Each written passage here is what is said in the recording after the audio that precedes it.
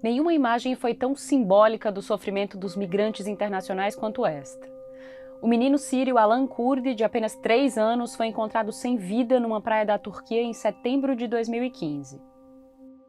Ele morreu afogado com a mãe e o irmão depois do naufrágio do bote que usavam para tentar chegar à Europa. Estavam em um grupo que fugia da guerra civil e da violência do grupo autodenominado Estado Islâmico na Síria. O retrato da morte de Alan não apenas deu um rosto para a massa de refugiados que cruzavam o mar Mediterrâneo em busca de uma nova vida. Também acordou a comunidade internacional para um dos mais graves problemas sociais do início do século XXI. Eu sou Camila Veras Mota, da BBC News Brasil, e este é mais um vídeo da série 21 notícias que marcaram o século XXI.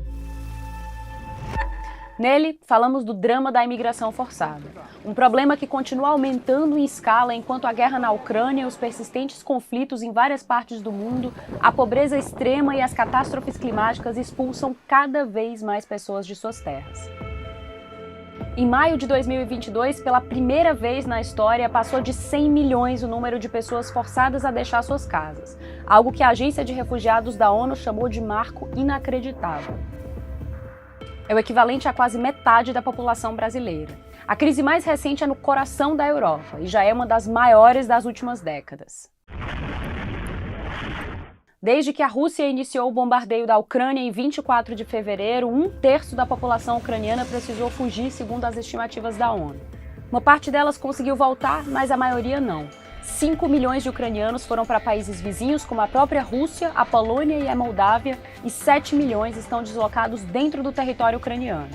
Essa crise foi marcada por cenas de desespero e sofrimento nas fronteiras, mas também por demonstrações de solidariedade e acolhimento aos ucranianos refugiados. Esse centro de boas-vindas no país de Gales é um bom exemplo. It feels like home. Completely happy. Both of my kids, they just playing, they visit school every day, they feel safe here. Mas os imigrantes nem sempre recebem boas-vindas, muito pelo contrário.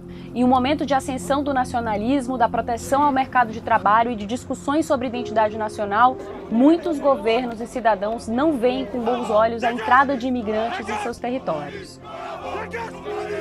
Donald Trump chegou à presidência dos Estados Unidos em 2016, prometendo um controle migratório muito mais rígido das fronteiras terrestres americanas. We are going to build a great border wall to stop illegal immigration. O muro foi parcialmente construído e outras políticas polêmicas ampliadas por Trump na presidência incluíam centros de detenção para crianças migrantes, onde elas ficavam separadas de seus pais em situação precária. Mesmo no governo anterior de Barack Obama, os Estados Unidos haviam registrado um número recorde de deportações de imigrantes. E hoje, sob Joe Biden, a tentativa de passar pela fronteira continua caótica e perigosa, como mostra o episódio em que 50 pessoas morreram dentro de um caminhão no Texas. This desolate stretch of road between train tracks and junkyards is no place to die.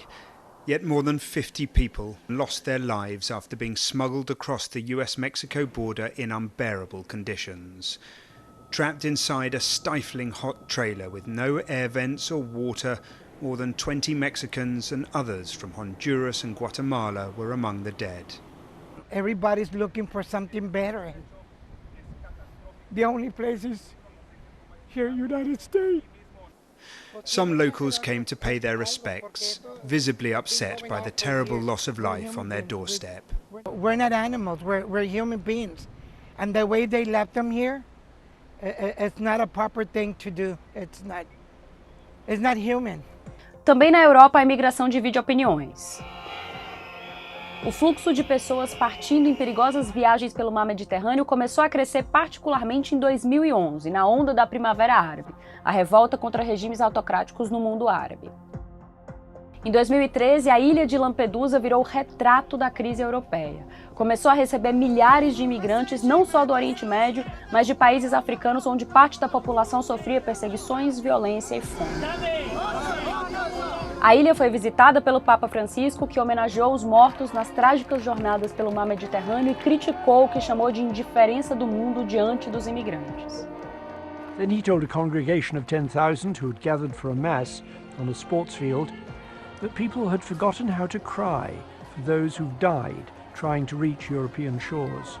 O auge da crise foi em 2015, quando ocorreu a mais grave tragédia em décadas. O naufrágio de um barco superlotado perto da costa da Itália, que deixou estimados 700 mortos. Naquele ano, a então chanceler Angela Merkel abriu as portas da Alemanha para dezenas de milhares de imigrantes da Síria que haviam passado antes por outros países da União Europeia. Wir werden gemeinsam alle Anstrengungen unternehmen, deutlich zu machen, Deutschland hilft. A política foi celebrada por defensores dos direitos dos migrantes, mas fez políticos favoráveis ao controle migratório subirem o tom do discurso. Hilfe für andere ist in Ordnung, aber wir dürfen darüber die einheimische Bevölkerung nicht vergessen. As críticas e protestos aumentaram depois de um grave incidente no Réveillon de 2015 na cidade de Colônia, quando cerca de 80 mulheres disseram ter sido atacadas por homens que aparentavam ser imigrantes. No ano seguinte, Merkel sofreu uma derrota simbólica nas eleições regionais em seu reduto eleitoral, o estado de Mecklenburg-Vorpommern. O partido da então chanceler, a União Democrática Cristã, ficou em terceiro lugar, atrás do partido de extrema-direita e anti-imigração Alternativa para a Alemanha, o AfD. Als Alternative für Deutschland sind wir zugegebenermaßen rein auf der Zeitschiene ein bisschen so etwas wie ein politischer Nachzügler unter den zahlreichen europäischen Parteien, die zum Teil seit Jahrzehnten das dringend nötige demokratische Korrektiv zur grenzenlosen, multikulturellen und gesellschaftlich destruktiven Ideologie der Linken und Grünen und auch zunehmend der sogenannten Volksparteien darstellen. O avanço do AfD foi considerado um retrato do clima hostil a imigrantes que ganhava espaço em partes da Europa.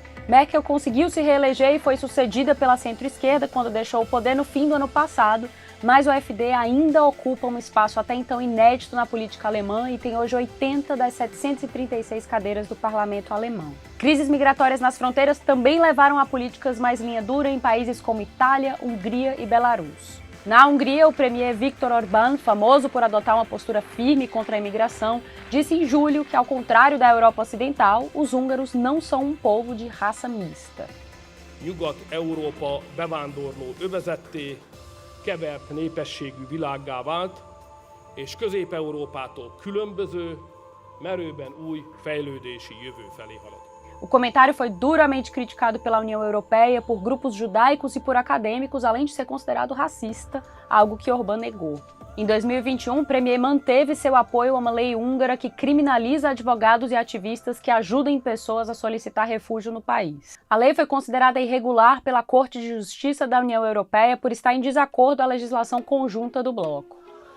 Na Itália, o endurecimento aconteceu principalmente sob Matteo Salvini, que declarou recentemente que a Europa estava começando a perceber os perigos da imigração ilegal.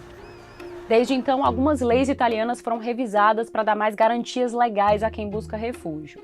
E Salvini virou réu da justiça italiana, acusado de impedir um navio de imigrantes de desembarcar na Sicília em 2019. Condividere un intervento dell'onorevole Casini, ho condiviso riga per riga l'intervento del senatore Ferdinando Casini. Mas o maior exemplo foi visto no Reino Unido com o Brexit, o processo de saída da União Europeia, aprovado em um plebiscito em 2016. Uma das principais plataformas dos defensores do Brexit era conter a liberdade de movimentos de pessoas vindas de outros países da Europa, ou seja, conter a imigração. Fora do bloco, o Reino Unido teria independência para criar suas próprias políticas migratórias e a mais recente delas é alvo de enorme controvérsia, tanto política quanto jurídica. Em abril de 2022, o governo britânico anunciou que refugiados que entrassem no Reino Unido por botes ou caminhões irregulares seriam enviados para Ruanda, no centro-leste da África, sem passagem de volta. Segundo o governo, o objetivo é desencorajar esses migrantes de fazerem as perigosas rotas pelo Canal da Mancha entre Inglaterra e França. O número de pessoas nessas jornadas bateu recorde em 2021. Em Ruanda, eles podem, em teoria, pedir seu status de refugiado para ficar no país africano ou em outros lugares. A proposta, é claro, despertou bastante resistência interna e externa. Um voo inicial com 37 imigrantes estava previsto para decolar do Reino Unido para Ruanda em junho, mas virou alvo de uma batalha legal até ser cancelado. We believe that we are fully compliant with our domestic and international obligations, and preparations for our future flights and the next flights have already begun. Até o momento em que eu gravo esse vídeo, porém, o governo britânico mantém a defesa desse projeto, mesmo diante de duras críticas da ONU. We believe that this is all wrong. This is all wrong, this deal. for so many different reasons. This makes my work, our work, very difficult. There are countries taking in millions of refugees. What am I going to tell them if they say, you know, a rich country like the UK is sending them abroad? I'll do the same. I'll close my border. I say, you know, I want to save them from a dangerous journey and they can go to another country. The precedent that this creates is catastrophic. Algumas das crises citadas por Filippo Grandi recebem pouca atenção do noticiário. Estou falando de países como Mianmar, Burkina Faso, República Democrática do Congo e Etiópia, países afetados por longos conflitos e extrema pobreza. Outro ponto importante é que a maioria dos refugiados são recebidos em países em desenvolvimento e não em países ricos.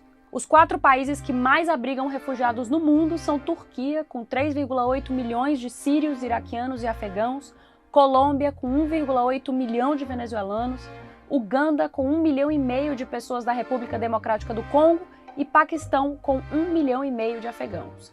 Depois vem a Alemanha, com 1,3 milhão de refugiados. O aquecimento global vai aumentar a escala desse desafio. A ONU já usa o termo refugiados do clima para descrever as pessoas, em geral extremamente pobres, que se veem forçadas a deixar seu lugar de origem por causa de secas prolongadas, enchentes, deslizamentos, escassez de água e comida e outros eventos extremos. Desde 2010, segundo a organização, emergências climáticas têm forçado, em média, 21,5 milhões de pessoas por ano a se mudarem. Os custos econômicos e humanos, é claro, são enormes. E as consequências para a população global também. Em alguns países ricos com taxa de fecundidade em declínio, a imigração já responde hoje por uma parcela maior do aumento populacional do que os nascimentos. Dados da ONU mostram que entre 2000 e 2020, a imigração para esses países ricos fez a população crescer em 80,5 milhões. Já o número de novos nascimentos, descontadas as mortes, responde por 66,5 milhões. Sob esse aspecto, alguns analistas defendem a imigração como uma forma de esses países absorverem mão de obra jovem para se contrapor ao aumento da população idosa e dos custos de saúde e previdência social.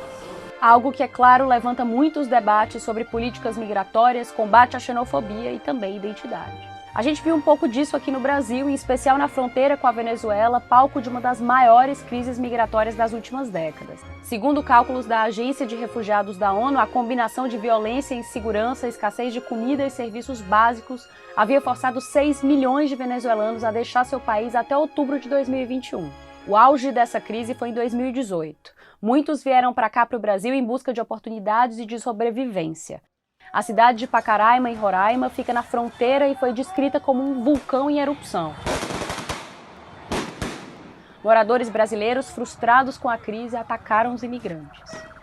Mas eles continuaram a vir. Esta é minha hija. Annalise is one of the newcomers, leaving what she most cherished behind. I'm very distressed. Because of my children and my mother, I wanted to bring them with me, but I couldn't. That is what hurts me. I hope to bring them later. To find a stable job so I can afford to take care of them here. De volta ao caso do menino Alan Kurdi, a BBC entrevistou o pai dele em 2016, um ano depois da tragédia na costa turca. Abdullah foi o único do círculo familiar a sobreviver ao naufrágio. This morning and every day he's in my memory.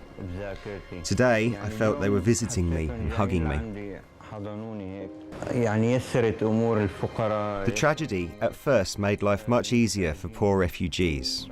But after a while, by God Almighty, there was nothing left. Nobody remembered Alan. He'd been forgotten, not even a whisper. Essa entrevista foi há 6 anos, mas os desafios mencionados por Abdullah Kurdi continuam valendo. Ele recusou ofertas de asilo e se mudou para o norte do Iraque com a irmã para estar mais perto do local onde seus filhos e sua mulher foram enterrados. He said, I refuse everything. I was hoping to be somewhere better in Europe or in Canada because of my kids and my wife. And they're gone now. Why do I have to leave now? Right now, I'm not leaving their grave. Por hoje eu fico por aqui e você pode ver mais vídeos da nossa série na playlist 21 Notícias que Marcaram o Século XXI. Obrigada e até a próxima.